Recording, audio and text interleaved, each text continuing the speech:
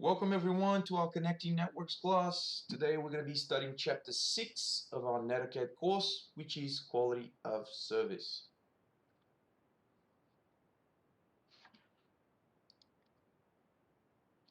These are the things we're going to be talking about today. The first one of them is a quality of service overview. We are going to explain the purpose and characteristics of quality of service, including the impact of quality of service. We're going to describe some network requirements for different types of traffic, including voice, video, and data. We're going to describe queuing algorithms used by networking devices. And after that, we're going to describe some quality of service mechanisms. We're going to explain how networking devices implement quality of service. We're going to describe the different quality of service models that exist. And in the end, we are going to explain how these quality of service mechanisms ensure the quality of the transmission.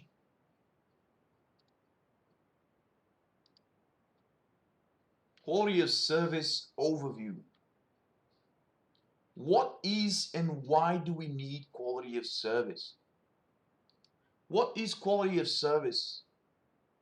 Anyone? So quality of service is just basically making sure you can deliver better services to specific types of traffic. And this is what we are discussing here today. So basically, when we have a network, we can have many types of traffic in that specific network. In this example here, we have a few networks connected to a router, and this router needs to send information out in specific link. Now we have many types of traffic to the router itself. We have voice over IP, we have financial transactions, and we also have a web page. Now when we're dealing with quality of service, certain types of traffic, they will be more important than others. For example, voice over IP has to have precedence when we are transmitting voice over IP. Otherwise, we are not going to have a good, acceptable quality when we are calling someone using a VoIP phone. So in order to do that, we need to study quality of service. Quality of service will basically give us the mechanism, the techniques in order to prioritize certain traffic. In the example that we have here, of course, we want to give higher precedence, higher priority for the voice over IP traffic. However, we also have the financial transactions, which are also important. And of course, we still want to open a web browser. We still want to be able to browse the web. So we are still going to be sending and receiving HTTP traffic. Now, um, we need to find a way to basically classify the traffic. And this is exactly what we're going to be studying in this session. In this example here, we are classifying the traffic. We are creating queues, different queues. One queue is for high priority traffic, the other one for medium priority traffic, and another one for low priority queue.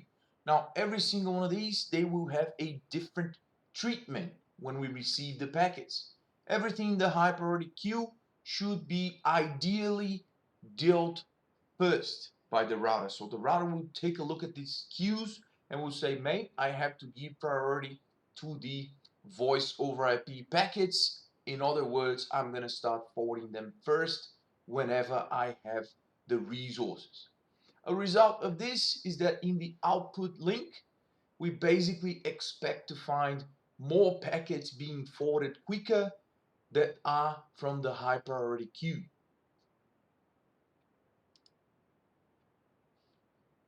Of course, when we talk about quality of service, all communication types, they have to be dealt by the router, so they have to be forwarded by the router at some point.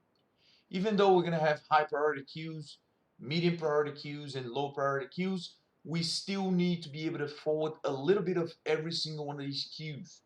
Even though high priority will be forwarded more than everything else, and that's why we have the output shown with more red packet than anything else, all communication types, they have to have access to the medium.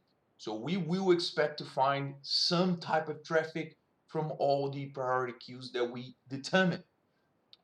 Quality of service is ever increasing requirement in networks today, thanks to new applications available to users, such as voice, live video transmissions, which create higher expectations for quality delivery. Some types of service, they require higher expectations. So for example, when we're playing a game, we expect the game to be quicker when we're playing online, so we expect to have lower latency. So there has to be a way for us to prioritize our game traffic, because after all, when we're playing a game, latency is more important for a game than a HTTP website, for example, under certain circumstances. So if we find a way to prioritize the traffic, if we find a way to deal with the packets and start forwarding packets that belong to latency critical applications first, we're going to be able to improve the quality of service for a certain user. Of course, when we're dealing with quality of service, we also need to worry about something called congestion. Congestion occurs when multiple communication lines, they aggregate into a single link. And also when we have a high-speed link that had to be transmitted into a lower speed link. I'm going to give more details on congestions in the next slide. Yeah. So in this slide here, we can actually observe what happens when we have congestion. When do we expect to have congestion? One case is when we have aggregation of links. In other words, we have multiple connections to one device, but this device has just one single way out, where it has to send all of these traffic that comes from all the other interfaces. So all of these on the top, they are inbound interfaces, but we only have one outbound interface. So that means the circumstances here are not optimal. We can have congestion being happening here, and that is because if all of these links on top, they are, for example, 100 megabit per second links, and the only output interface I have is also 100 megabits per second, you see that congestion will occur here, especially when all the links, they try to transmit at 100 megabits per second, but there is no way out. Another congestion is when we have one connection on either sides, the incoming and outgoing. However, the speed is different, the bandwidth is different. For example, when we have a 1 gigabit per second connection, which is inbound, but we only have 100 megabits per second connection outbound, we're expecting congestion to occur here because we have more things coming in than we actually can throw out of the device. So we expect congestion to happen here as well, because we don't have the necessary capabilities to forward all of the traffic. Another situation where we may expect to find congestions is when we have a LAN to WAN connection. It's pretty much similar to this one here. However, here I have a high-speed link on an incoming of the router, and I need to forward all the traffic to an outgoing interface, which is at a lower bandwidth. When we're talking about quality of service, not only we need to understand about congestions and how congestions occur, we also need to understand how delay occurs and the different types of delay we have in a network. For example, we have the following delays. We have something called the code delay, which is a fixed amount of time it takes to compress the data in the source before transmitting to the first inter-networking device, which is usually a switch. Now, this code delay is basically the delay associated with the encapsulation of all the information that we have, with the fact that the device will have to send the information. This takes time, and this is associated with the code delay. We also have packetization delay, which is the time that takes to encapsulate the packet with the headers. So when we talk, we take into consideration that we need to add extra information to the data before we actually able to send the data. We are talking about the packetization delay, which is the delay associated to the fact that we need to build a packet before we start transmitting information. We also have the queue delay, which is the amount of time a frame or packet waits to be transmitted on the link.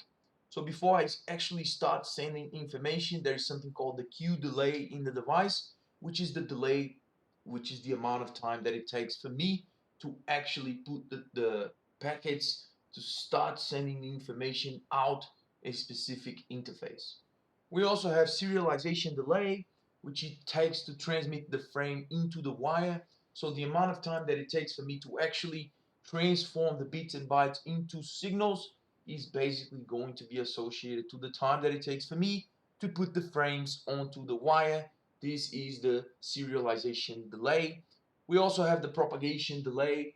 Of course, it takes time for me to take one signal from one point and transmit it to another point. The signal needs to travel through point A to point B, and this is called the propagation delay because it takes time for the signal to traverse 2 points. And we also have the de-jitter delay. Now, the de-jitter delay is the fixed amount of time it takes to buffer a flow of packets and then send them out. Now, in order to understand the de-jitter delay, we need to understand what jitter is. Now, if you study network design with me, you remember that we discussed about jitter. Does anyone know what jitter is? Jitter is light. Yeah, jitter is a type of delay, but jitter is the variation of the delay. Yeah. So some packets they can arrive 10 seconds late. Some packets they will arrive 15 seconds later. So the difference between these amount of delays between the packets themselves is called the jitter. How long it takes for another package which is also delayed to arrive compared to the first packet that was delivered. So jitter is just Uh, basically the variation of the delay itself. Robert, Yeah. I have a question. Can you go to the last page, please? Yes, Jason. The last page. This one. In here, the first one, uh, you know, from top to bottom, Yeah. up to down, we have many cable up there, is that right? And then one button, one cable out. Ah, here, this one. Yeah. Yeah. But if we invert from from right side to upside. From down to what in the first one aggregation. Yeah. So if we have many ways out, so if this is opposite, we actually have no risk of congestion because we actually have many ways we can send the data out. So there is no risk to have a congestion. Now, a congestion occurs when we are in a high input and we're going to a lower output. So when we want to send data and we're not able to send all of the data out, which is the second example. So this is 1 gigabit per second. This is just 100. So I'm not going to be able to send everything out of this way. So that's where we're going to have the congestion. So Yeah, congestion and is, I understand, yeah, but I just thinking about maybe they have some speed work can because the conjunction is this way but not inverse, and maybe they have a different name to call another one. no, no, because we don't have any issues, right? Because if it's the opposite way, we have no issues because we have 100 megabits per second coming in, 1 gigabit per second going out. We have no problems. We have no congestion. It's pretty much fine. That would be the Okay. ideal circumstance. If we have But in no, here, can I say every physical switch they also have a conjunction? They all have a conjunction. If we cannot assign the properly cable yeah, for yeah, interface. yes, yes, you can say that, yeah. So for example, if I have one switch, for example, Jason, which is 1 gigabit out, and all the other connections they are 10 megabits. If all of them combined is less than the what I can do in the 1 gigabit, that is not congestion, so it's good, right? Now the problem is when I have the links connecting all the traffic that is coming in. If you add the traffic together, it's going to be more than what I can send out, and this is a problem because this is going to cause congestions. Yes, I understand it. Yeah, Thank you. no worries. Okay, how about the pack? There is some packet loss associated to delay. So if we have congestion, if we're not able to send all the information out, or if the traffic is delayed, there's some issues that can happen. So in order to deal with these delay, in order to make sure the traffic is going to be optimal, one way that I can do this is having a buffer. Okay, the buffer is a temporary storage that I'm going to be able to wait a little bit to receive all the other traffic, and then I can start sending again in an optimal way. In this example here, we have traffic coming in. There is a jitter associated with this because one packet is arriving after a certain time, another packet it's actually taking longer to arrive. So there is a certain jitter associated with these packets because they have different arriving times. Some of them take longer to arrive. In order to fix this, there is something called the playout delay buffer, which is just basically a temporary storage where I'm going to be storing all the packets, and after I receive them, I can start sending them at a steady rate again. Okay, this is called the jitter stream, which is basically I will take everything that is coming in, even though I have some jitter associated with the packets, they're arriving at different times. I can still take them all, put them all together, and then start sending them again with a optimal transmission delay. All right, cool. Now, if the jitter is so large, so if the jitter is too big that it cannot fit everything in my delay buffer, of course, this is going to be out of the range of the buffer, and then it's going to be discarded. This is not good. It means I'm going to lose information. So we need to make sure we understand the importance of the buffer, and we need to make sure we understand that the buffer is at the right size that will allow me not to have the packet loss. All right, let's talk about the traffic now. The traffic and the traffic requirements for a good quality of service. Now, when we talk about traffic, two of the most important types of traffic that we have nowadays is voice and video. These are the ones that are more hungry for the quality of service, and that is because they have specific requirements for latency, jitter, loss, and the bandwidth. So we have some requirements for these type of traffic that have to be met. For voice traffic, for example, voice traffic is pretty much smooth because it's expected to require the same amount of latency, jitter, loss, and bandwidth all the time. It's usually a good type of traffic because it's because of the characteristics of the traffic. It's a little bit predictable. Now it is drop sensitive, so if some packet is lost when we are calling someone, that would be awful. So it's sensitive to drops. We are not willing to drop packets when we're transmitting traffic, voice traffic, because that would not be good. Another thing that we will not accept when we're transmitting voice traffic is delay. Okay, you don't want to call someone and wait a few seconds to hear back. Okay, so feedback traffic in voice is crucial. When you're calling someone, it's really important for you to ask a question and be able for the person to answer the question and for you to be able to hear the answer as quickly as possible.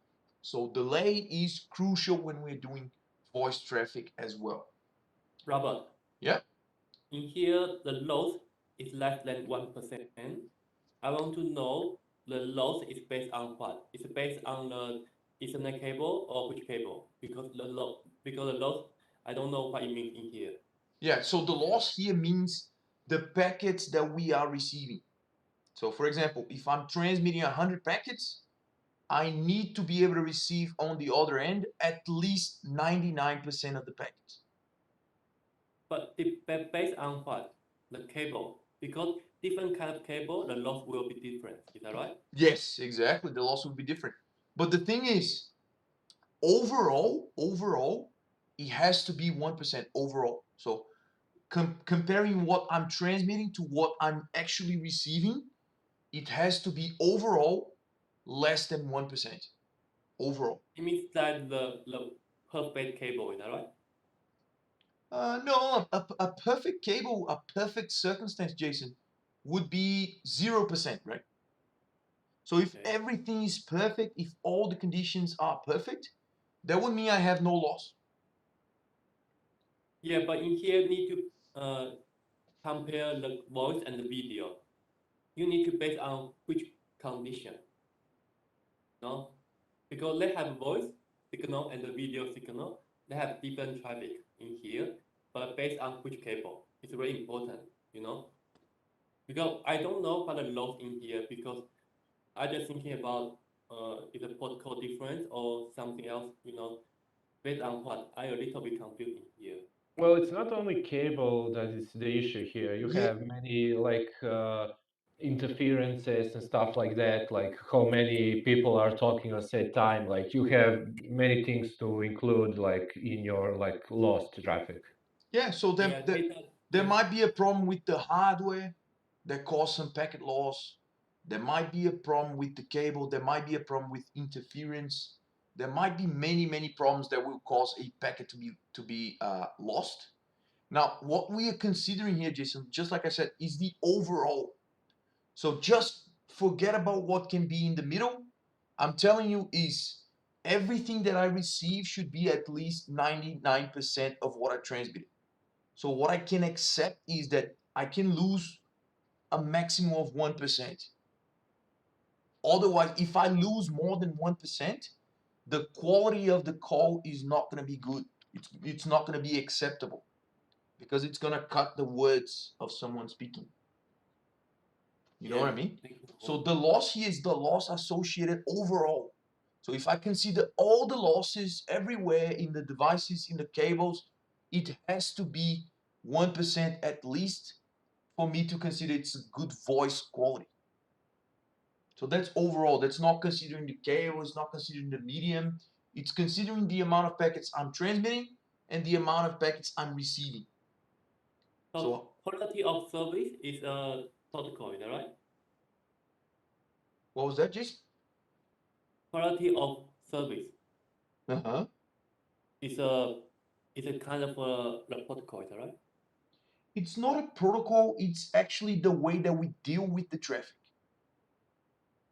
Because it's not end to end. It's we're not gonna take, for example, protocols would be TCP, UDP, because it's the way that I transmit the packets, the way that I Okay. encapsulate the packets, and then I start sending the packets. So this is not what we are doing here. We're characterizing the traffic, and that's not necessarily in the device. It's actually in the medium. So for example, from one router to another router, we can make sure there's some quality of service between specific routers based on the packets, based on the traffic. But we are still going to talk about that, so don't worry. Stay with me. Okay, thank you. Okay, so what basically is telling us is we are not going to accept anything which is bigger than 30 milliseconds for jitter when we're talking about voice traffic. The latency has to be a maximum of 100 milliseconds for voice as well. For video, we have similar requirements. The difference between video traffic and voice traffic is that video traffic is not smooth as voice traffic.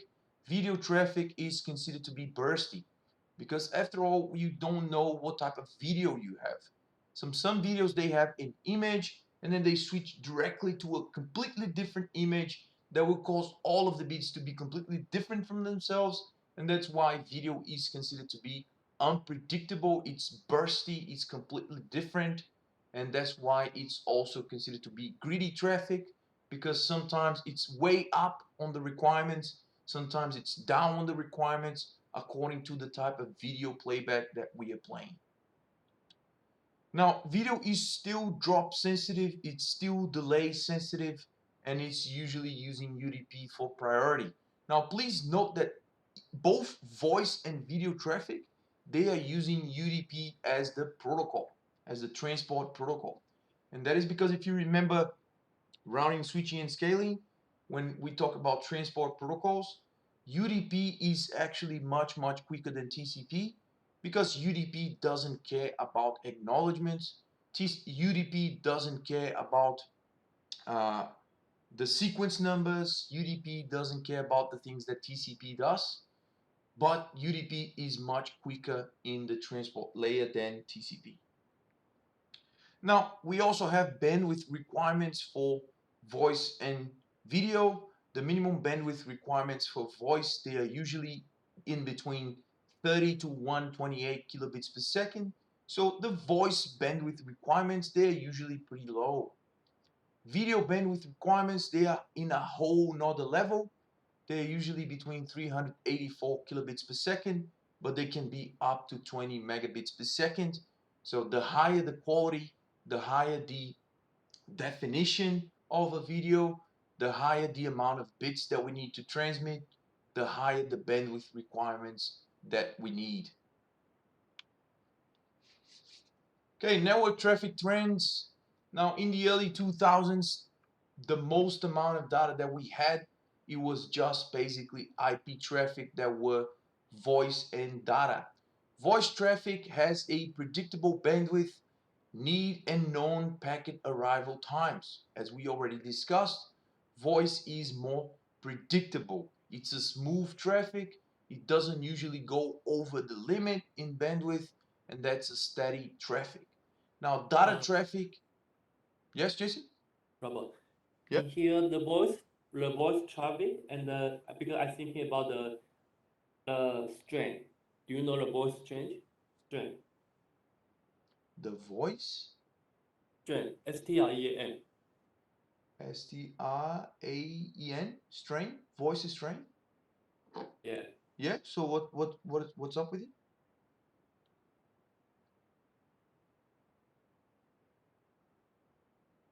So what were you thinking about, Jason? I just thinking about in the social media, everybody talking about the strength, what it means. Sorry. When you continue, let me think about my question is. Okay, think about your question and then we get back to the question. I'm sorry.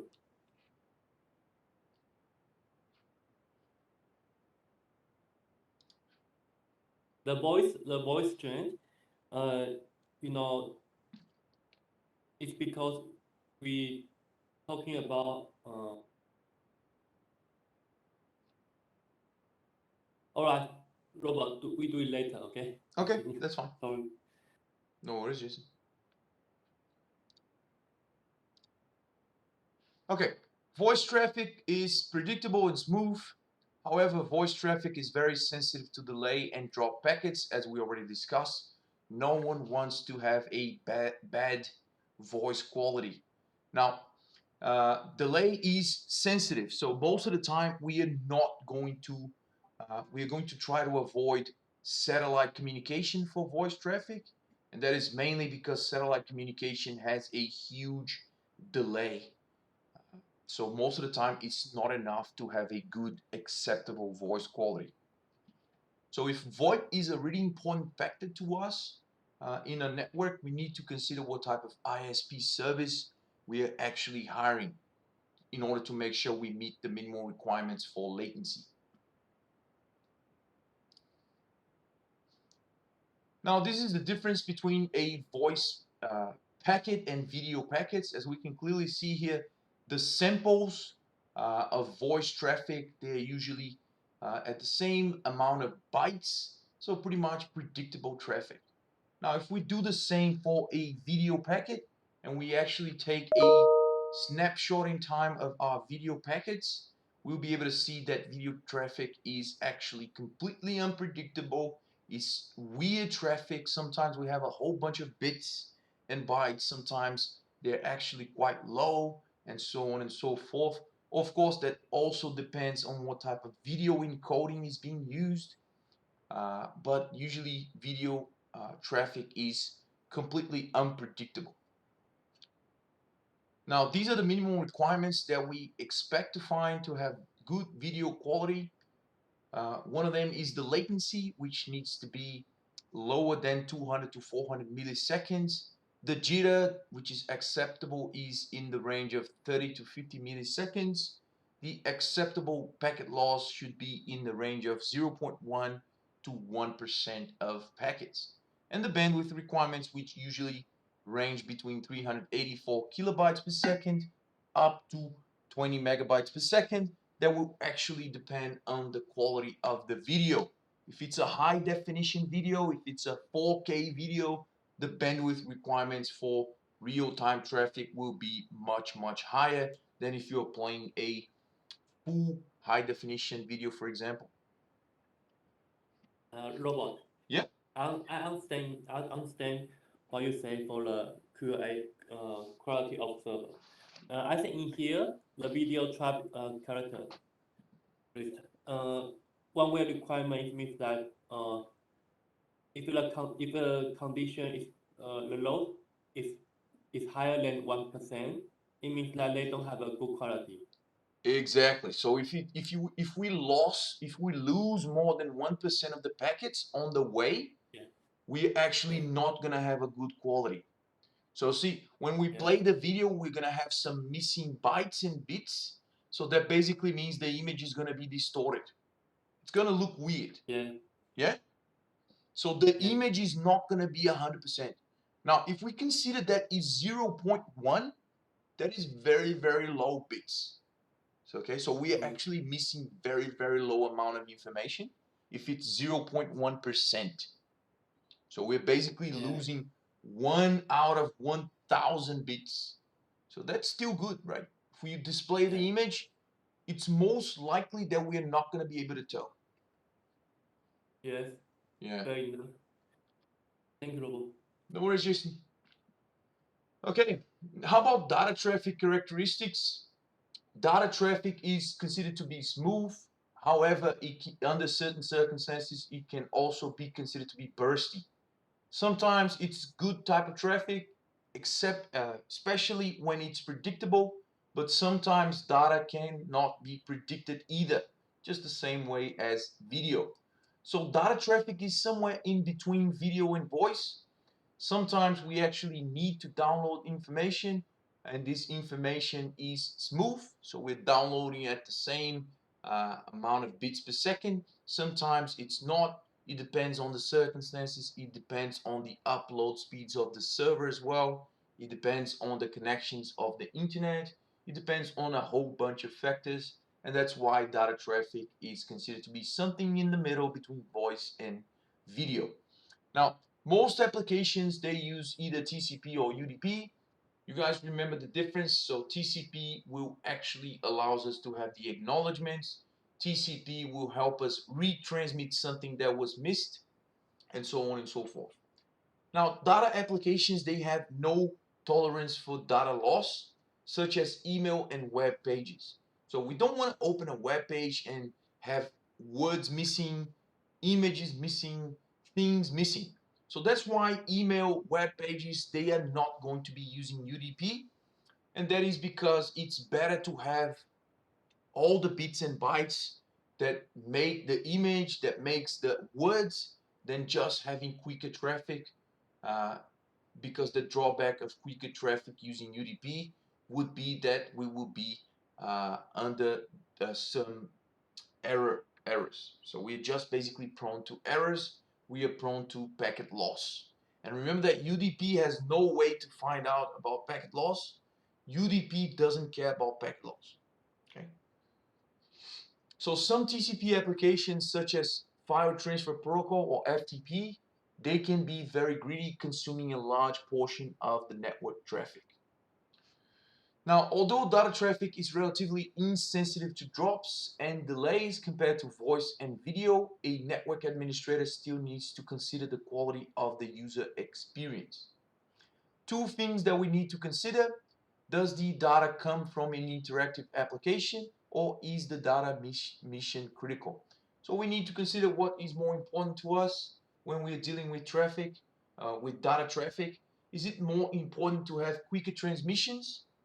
I need to make sure if I do quicker transmissions, I'm accepting certain amount of packet loss.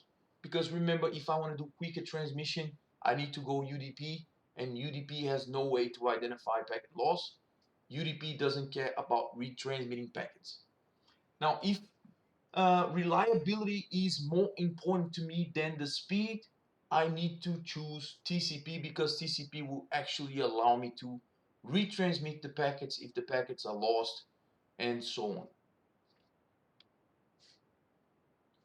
All right, so quality of service. Now we're going to talk about the quality of service mechanisms for us to make sure we have better services. Okay. Now, when we talk about quality of service, we need to find a way to characterize the traffic. Okay. Now, characterizing the traffic is done using priority fields in the packets. Now, we are going to discuss how we can include a priority field in the packet in the upcoming slides. But this slide is actually to tell you how we can deal with the packets that are coming in.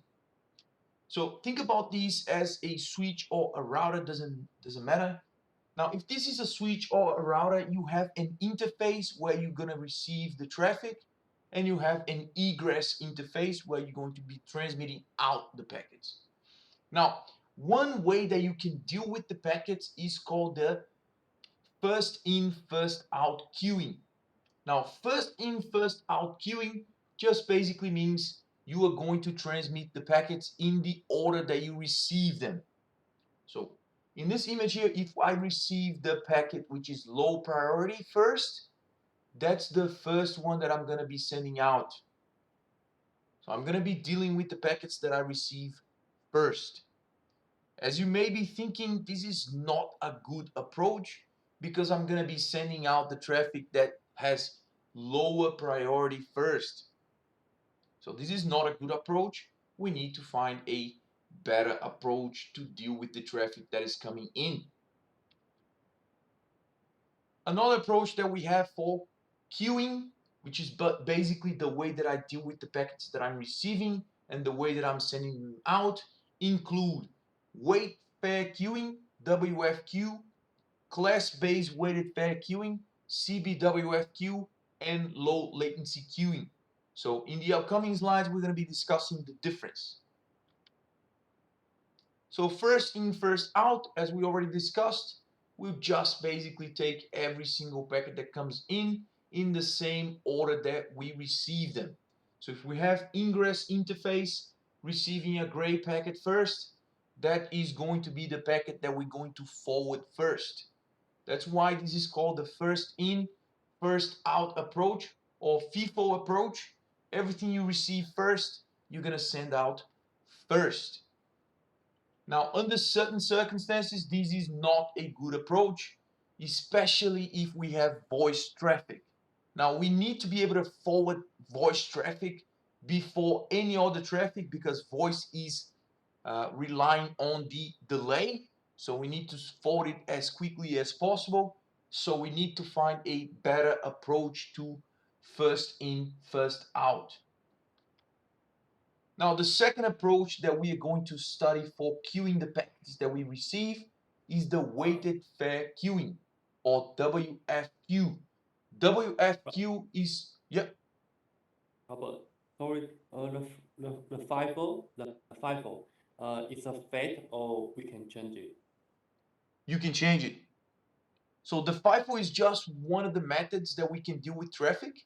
This is not actually used in real traffic. So we're never going to use FIFO. It's not present in anywhere. It is just one that you need to learn how it works. Okay. Okay, thank you. So it's just like the basics of the algorithms. It's one way that we can solve the problem of receiving packets and we need to send the packets out.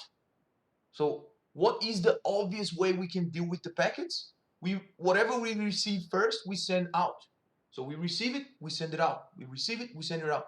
We don't care about the type of traffic. So this is just a theoretical way we can deal with the packets. Now, this is not used in real world. It's never used. Okay, it's just one theoretical way we can deal with the packets. Receive the packets, whatever you receive first, you send them out first, and that's what FIFO is about. Okay, first in, first out, that's all. Now, another way we can deal with everything that we're receiving is by classifying the traffic. So by classifying the traffic, I will have a better idea of what type of traffic I have received. So weighted fair queuing will allow us to create queues, different queues based on the priority.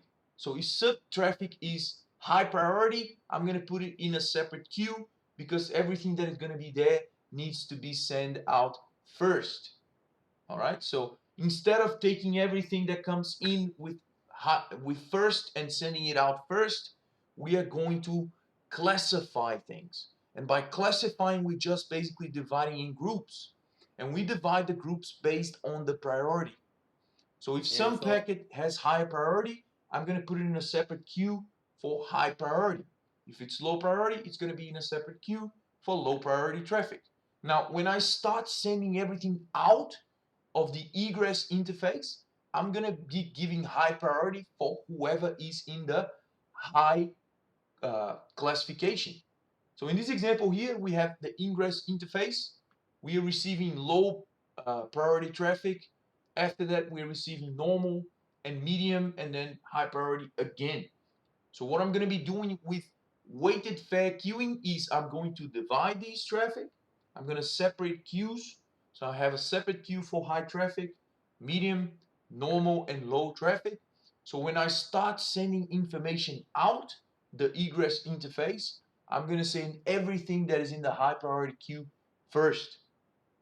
Instead of everything that comes first, I'll send first. I will separate the amount of traffic for high priority traffic, medium, normal, and low, and I'm going to start sending everything which is high priority first. So this is a much better approach than just receiving and sending, receiving and sending. Receiving and sending, the first in, first out is not good at all. Especially if we have different types of traffic in the network. Remember that when we have voice traffic, we want to give preference to voice. Voice should be high priority. Voice should be forwarded first. yeah, this one just the basic theory of the the service. Yeah, exactly. Another approach that we have is the class-based weighted fair queuing. The only difference between the class-based weighted fair queuing and the weighted fair queuing is that we can actually create classes. So we can specify the different types of classes of traffic in order to make sure we can do the forwarding. Now, when we have classes, we can actually say these class should be prioritized by 50% more than anything else. So we can make smarter decisions if we know the classes of traffic and if we can separate the traffic based on the classes. So we can create the different classes and then we can start forwarding. Another one, which is the one which is actually used nowadays, is the low latency queuing. So this is the one we actually use in the real world environment. Low latency queuing will basically be a combination of class-based weighted fair queuing. So it will take consideration the classes, but it will also have a separate queue for high priority queue. So the class with the high priority queue will always be forwarded first compared to anything else on any other one of the classes. So we will go first, no questions asked, to provide low latency for a specific type of traffic. Now the low latency queue feature brings strict priority queuing, which is the PQ, which reduces the jitter in voice conversations. Now, strict priority queue allows delay sensitive data such as voice to be sent before packets in other queues. Without this low latency queue, CBWF provides WFQ based defined on the classes, but there is no strict priority queue available for real-time traffic. So class-based weighted fair queue sounds like a good idea. We have the different type of classes, but there is no way we can give the highest priority to the one which relies on latency. In order to do that, we need to use low latency queue, which is the one which is used nowadays in the production environment. With low latency queue, delay sensitive data is sent first before packets in any other one of the other queues. Low latency queue allows delay sensitive data such as voice to be sent first with a preferential treatment. Um, Robert, Yes, Louis? yeah, just to get the whole thing clear, I understand the SQ, the quality of service thing. Yeah. So what I'm gonna ask is like in this instance when we have these lectures, right? Okay, is it the, like what you say now, is it the service provider that, that does this thing, or is it like a company thing, or is individualized like the way we are having these lectures Yeah, through this WebEx? So we is it like they program the software in a way that it gives, or their system in a way that it gives um preferential treatment to like the video or voice call, as per other things, or does it have to do with the service provider? Like when we have this interaction, they give a preference to video calls or voice calls over other things. now the responsibility of who is actually going to do the quality of service, Lewis, we are going to discuss right now. So don't worry about it. We're still going to talk about it. So stay with me until the end because we're still going to talk about that. Okay? But that basically All right. there are many ways we can guarantee the quality of service. One way that we can do that is we can identify the types of traffic on every networking device. So for example, you can configure the quality of service on the router that you have at home. So your router will send traffic to a specific machine at a higher priority if that traffic is voice, for example. You can configure this in your own router that you have at home if your Oh, router really? has quality of service. Now, this can be done in the ISP side as well. This can be done everywhere from point A to point B. And we're actually going to study how that's done. Okay, so stay with me and we're going to study that still. It's still part of these lectures. Okay, quality of service mechanisms is exactly what we're going to discuss now. We have three types of quality of service models. This is basically where the quality of service is going to be performed. The most famous one is integrated services. Integrated services will guarantee you have some quality of service from point A to point B. Now, for integrated services, you need to communicate with the destination and then you need to agree on the quality of the service that is going to be delivered. So integrated services is end to end. So this is an example. We have one computer connected to the internet, another computer connected to the internet. They can talk to themselves first and they can establish something called a channel. So they talk to themselves and they say, mate, let's agree that a good quality of service is this. Let's make a channel. So let's make a connection. Okay. So let's make a virtual connection to each other. And we need to establish this connection. In this connection, we are going to specify the quality of service for specific types of traffic. So let's agree on that, and that's all. Now, the packets they are delivered on, they can be delivered on a best effort. Now, best effort is basically you don't care about how the traffic is going to arrive. Whatever works, works, and that's it. So this would be best effort. You don't care about quality of service. You send it out to the internet. Doesn't matter what the internet is going to do. That's all. It's going to arrive there. That's more important. When we have integrated services, like I said, we're going to make a connection from source to destination, and then we are going to establish the quality of service. Now, in order to make sure integrated services work, the ISP needs to have integrated services capability. So the ISP needs to allow you to establish a connection in a specific link because otherwise the quality of service cannot be guaranteed. So in order to make sure you can guarantee a quality of service for integrated services, you need to have some flexibility in the ISP to be able to have the same connection always.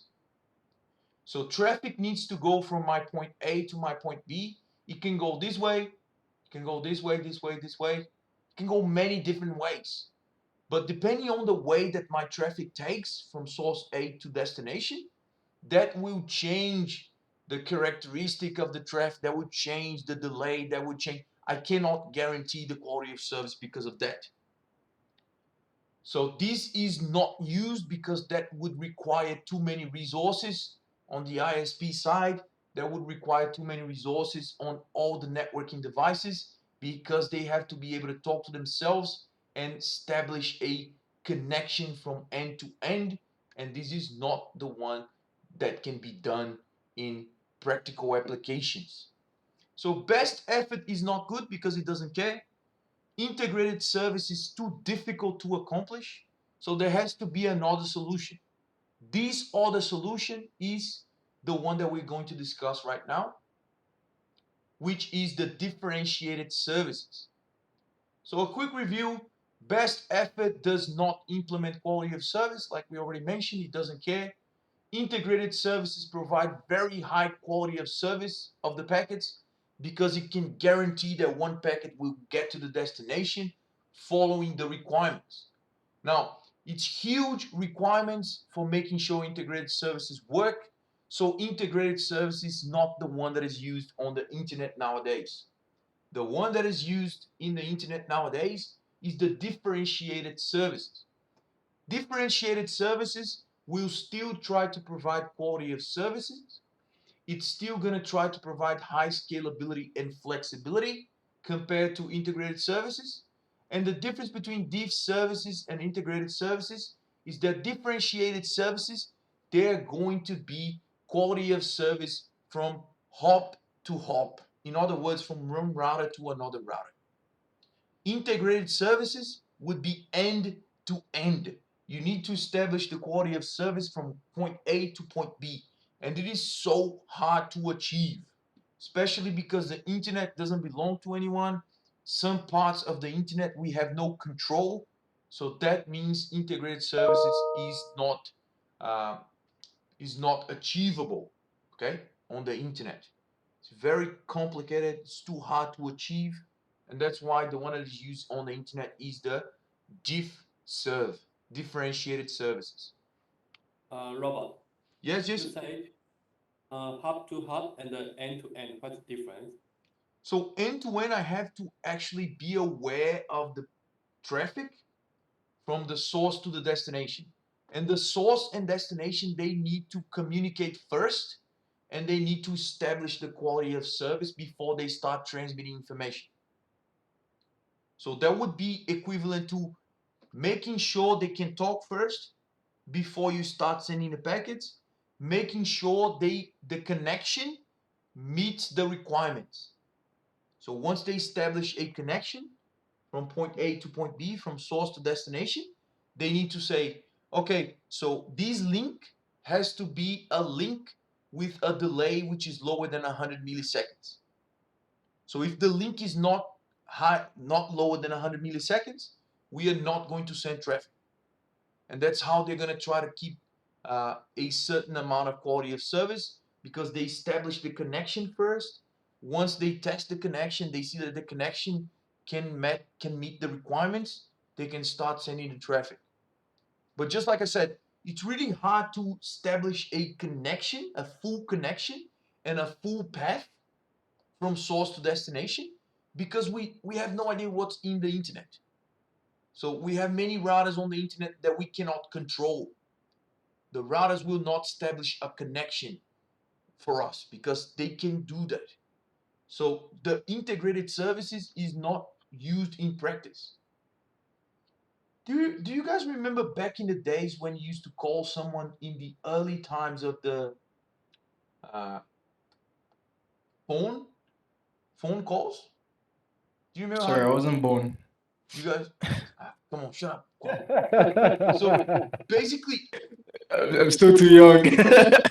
I think you know what I'm talking about, Jason. But you remember in the early days of phone, you actually had to call, when you call someone, you actually calling the ISP, and then you had to tell the ISP, I'm calling this person, and then the ISP, someone in the ISP would take a cable and plug the cable into another circuit to make Yeah, things it's work. like connect me, operator connect me to this and Exactly. that. So you had the operator would take your line and then connect your line to another line, and then there would be a full connection between you and the person that you're trying to call.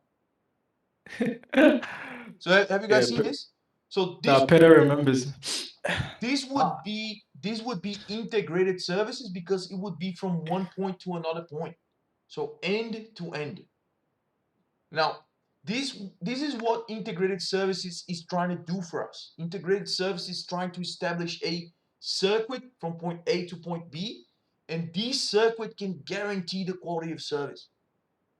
Now, like I said, because we have stuff on the internet that we have no control, we need to find another way to make sure we can guarantee quality of service. And this way is differentiated services. Differentiated services will do the quality of service on a per hop. And this means from one router to another router. It will not do from one machine to another machine. It will do from one router to another. So every network. Does it make sense now, Jason? A little bit? Yes, have. Okay. So, of course, there's some benefits and some drawbacks of every one of these models. Best effort, for example, may sound like a good idea because it's scalable. After all, we don't care about the quality of service, so it's more scalable. Now, there is no special quality of service. There is nothing that we are considering here for the quality of service. When we have best effort, there are some disadvantages of the best effort. There is no guaranteed delivery, so there's no guarantee the packet is going to arrive. The packets will arrive whenever they can because there is no priority for the packets depending on the type of traffic. There is no preferential treatment. No packet is going to treat better than other packets. And critical data is treated the same way as other type of data. So if it's a financial transaction, if it's a casual email, it doesn't care because best effort does not worry about classifying the traffic. It does not care about the priority of the traffic. It just sends the information. Don't ask any question. Do it as quickly as possible, and that's it. Integrated services, like we already discussed, it would be awesome if we could do this, but it cannot be done in practical environments because we have no control of what is on the internet. So I cannot guarantee that I'm always going to be sending information in one path. So if I send traffic at one point in time, my traffic can go directly to this machine, and that would be an optimal circumstance, right? Because it would be much quicker. It would just go straight away. However, when I send the packet again, my packet can take a different route. So it can go, instead of going straight away, it can take another route because maybe this one is not available anymore. Okay, so it's going to take a different path. And if it takes a different path, it's not the same service anymore. It's not the same latency. It's not the same bandwidth. I cannot guarantee quality of service if I don't have full control of what is here from point A to point B. Now, if I have full control, I can establish the connection. I can tell this router mate every time you receive traffic from this machine, send it out this way all the time. So if I have control of the routers in the ISP side, I can guarantee that's going to be always the case. Now, because we don't have control of the ISP routers, we need to find another way. This other way of doing this would be with the diff serve. Now, the diff serve is on a hop by hop behavior. So I'm going to tell this router here, mate, you are going to be using differentiated services. So you are only going to be trying to establish best quality of service for the networks that you are connected to. All right. So if I have differentiated services, every router can treat the packet before it forwards the packet on when it tries to forward based on the routing table of that specific device. Yes, Jason? I'm a little bit confused about because we learned many protocol before, but in here we're talking about a service. But the protocol, each protocol they have a different service, right? Yeah. No, Can you say that? these services that we're talking about, Jason, they are the services that are related to the way that we do quality of service. Because my concern is about a protocol. Because alright, in here, the signal will find the best way to send their data to the destination, and then to find the best way to uh, go. Is that right? Uh-huh. To establish the quality of service that we need. All right, continue. Maybe in the end, I will know how to why you. Okay. Sorry.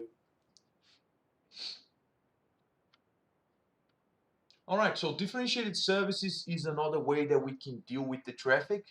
Now, differentiated services will allow us to create the classes, create the priority queues, and then make decisions on a hop by hop behavior. So that basically means in the packet, I'm going to have enough information in the packet itself so that my router, the first router, or any router in the source to the destination can make a decision based on the priority of the packet. Okay. So for example, in this example here, we already discussed about the integrated services model. The integrated services model will first establish a connection and guarantee the quality of service because all the packets will be sent following the connection that we established.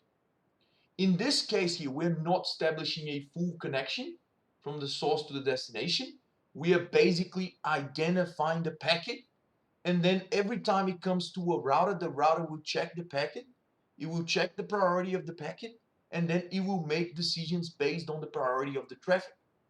So for example, if this router is receiving traffic, so if it's receiving many packets, it can make decisions where to send the traffic based on which one should have preference. So for example, this one is a quicker link. If I'm receiving traffic with higher priority, I'm going to send it out to the quickest way to the destination, which is this way. Okay. And that's how we can make decisions. So it makes decisions based on the information that we're going to put in the packet. The integrated services, remember, we established a connection, end-to-end connection, and then we guarantee that the speed of the link, the bandwidth, the delay, and everything else for the connection. Now, we already said that this cannot be accomplished in practical applications because we don't have full control of the ISP side. So we cannot go to a router, establish a connection. You don't control the ISP router. But with differentiated services, we can put an extra field in the packet. And even though we cannot control the ISP router knows how to read the packets. And because we have a priority field in the packet, the router can then make decisions based on the ones that it should be giving higher priority to. Okay, quality of service implementation. So this is the sequence, okay, of what we are going to do to have quality of service. The first step in the quality of service process is receiving everything on the ingress interface here on the left. So we receive the packets in one interface, and then we need to be able to mark the packets. So we need to be able to say this packet is voice, this packet is data, this packet is video. And then what do we do with that? We do a congestion avoidance. In order to avoid the congestions, we can basically divide the traffics based on the type of the traffic. So let's put the voice traffic in one queue. Let's put the video traffic in another queue, and then we can make smarter decisions. Voice traffic should be going first, video traffic as well, and then data. So we can make the decisions after that, and we can do this with the queuing methods that we studied. We have the first in, first out, weighted fair queuing, CBWF class based, and we have the low latency queuing. So these are all here. Okay. Now, the models that we discussed, they are the models that we can make this, okay? Now, the integrated services, the best effort, and the differentiated services. The difference is integrated services guarantee quality of service, but we can't not implement it into practice because we have no control of what is from the source to the destination. Now, if we don't have full control and we still want to have some quality of service, we can do the differentiated services. Differentiated services will take the packet and will add information to the packet so that every single one of the routers from source to destination, they can make decisions based on the priority which is in the packet. All right. Now, in order for us to be able to do this, we need to identify the packets. And identifying the packets is done with something called marking. Marking is just basically classifying the traffic. Okay, so it's basically saying this is traffic that should be in the quality of service. This should be the traffic with high priority. This should be the traffic with low priority, and so on. We can mark the packets. We can mark the frames as well. So if we are actually sending frames instead of packets, we can actually mark the frames as well with a header in the frame field. Now, this extra header in the frame field is in the 802.1q header. Do you guys remember the 802.1q? Anyone remember what's the 802.1q from routing switching?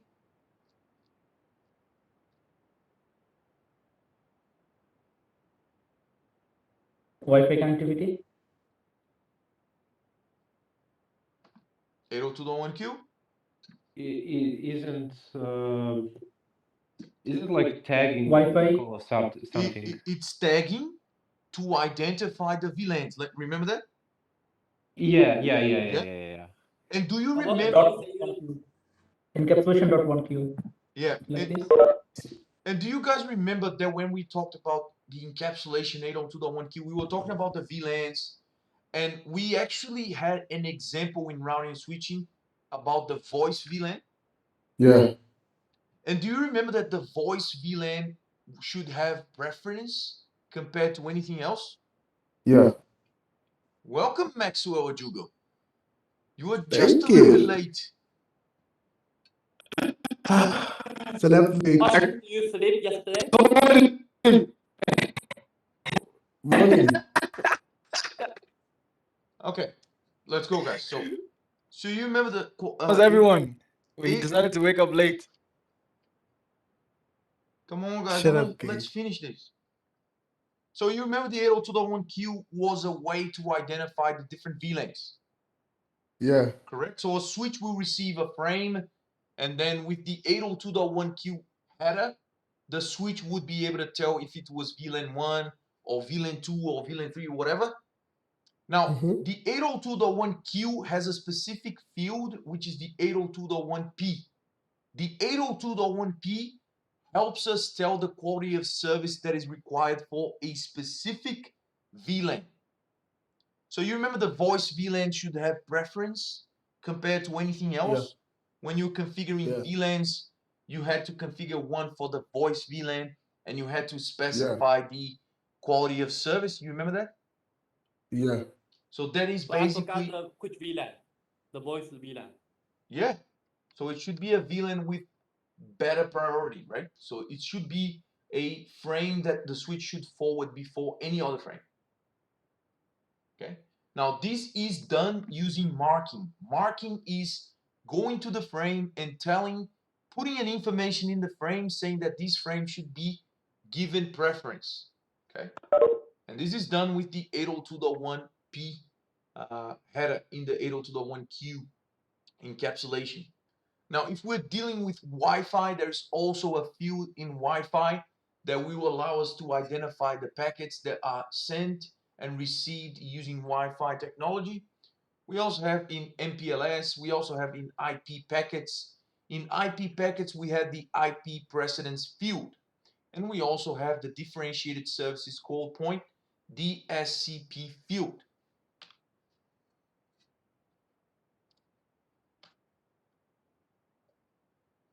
Avoiding packet loss. Now that we know how to classify, how to mark the packets, how to mark the frames, we need to study ways that we can avoid packet loss. Packet loss is usually the result of congestion. So if we have congestion in a link and we don't have enough storage in the buffer, we are basically going to drop the packets because we don't have storage. If we cannot send the packet immediately and we have no place to store the packets, we have to get rid of the packets, right? Because we have no way to store them. So if the buffer is not enough, and if the interface that we are sending out of the traffic is not enough to send everything that we're receiving, we have to get rid of certain packets. Okay, so we have to drop packets. And this is everything that we are going to discuss now, because there are actually ways that we can choose what type of traffic we are going to drop. So for example, if I have too much traffic going to my switch, and this traffic is voice, data, video, and I need to choose which type of traffic I need to drop because I don't have enough space on my buffer and I cannot forward everything at the same time. I need to choose the type of traffic to drop. Now, we can drop the packets that come last. That would be a good decision. However, if the traffic that I have is voice, I don't want my voice traffic to be dropped, even though it's the last traffic that is coming to the interface. So we have something called the WRED, or Wait Random Early Detection, and that is basically a mechanism that is going to allow us to drop the packets with the lower priority. So if the packet is low priority, I can drop it. Even though if it arrived at a later time, I can drop it, okay? Because it's not that important. Quality of service tools, we already discussed most of them. We already discussed about the classifications, congestion avoidance tools, which include the way that I drop the packets based on the priority, which is the WRED. And we also have the congestion manage tools, which will allow us to manage the traffic. Now, if we have congestion, there has to be ways for us to manage this. One way is dropping things that I cannot put into my buffer, but there are actually other ways we can deal with that congestion traffic. Now, this is just basically showing how we classify and how we mark the packets. Now, in 802.1q, or the frames, there is a field in the frame which is called the class of service, the COS, the COS. In Wi-Fi, we have the TID, or traffic identifier, to classify the traffic. And we also have experimental field in MPLS. In IPv4 and IPv6, we have the IP precedence. And we also have the differentiated services code point, which is an evolution of the IP precedence field. Marking at layer 2, we already discussed, but this is a quick overview. If we want to mark the frames in layer 2, we need to identify the type of frames. We identify these frames with the 802.1p, which will basically be a way to mark the frames and to say if a frame should be given a higher preference compared to another frame, if a frame should be forwarded first. This is all done with this field in the frame called the 802.1p field. In layer 3, we have the type of service field, or TOS field. It's a field that will identify the packet. It will basically allows us to classify the traffic, to mark the packet. So in this field, we can mark the packet. Based on the marking, I'm going to be able to say if that packet should be given preference when I'm forwarding the packets. These are all the codes that we have for all the types of traffic that we have in our layer 3. You don't have to memorize them. You just need to know that they exist and the different ways that we can classify different types of traffic. Now we talk about the trust boundaries. If you remember when we discussed about integrated services, differentiated services, and best effort, we said that the differentiated services would be basically doing the quality of service on a hop per hop behavior, every time I go from one layer 3 interface to another layer 3 interface, I can make decisions based on the priority of the packet instead of the connection. So here is just an example of these happening. When we discuss about this, of the differentiated services, we said that this is not going to be end-to-end. And because it's not end-to-end, there has to be one device which is going to identify the packet. It doesn't need to be the source, okay? It could be another device in the network saying that some traffic is more important than other traffic.